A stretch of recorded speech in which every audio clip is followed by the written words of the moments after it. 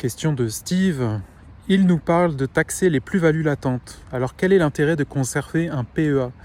Alors Steve, merci pour ta question. Effectivement, il y a des personnes qui évoquent la possibilité de taxer les plus-values latentes parce qu'il y a pas mal de riches qui ont un gros portefeuille financier et qui ne vendent jamais et qui d'ailleurs font des crédits pour pouvoir avoir un lifestyle très riche tout en ne vendant jamais leurs actifs et en ne payant jamais la taxe sur les plus-values. Donc c'est un problème, c'est vrai, mais la façon dont l'impôt est conçu, c'est que généralement en fait on taxe les flux, c'est-à-dire les revenus. Tant que tu n'as pas vendu, tu n'as pas de revenus.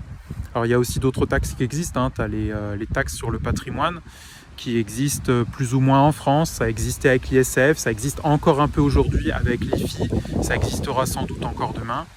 Mais c'est vrai qu'il y a la tentation de taxer les plus-values latentes, et il y a certains pays, je connais un pays où ça s'est produit, c'est les Pays-Bas.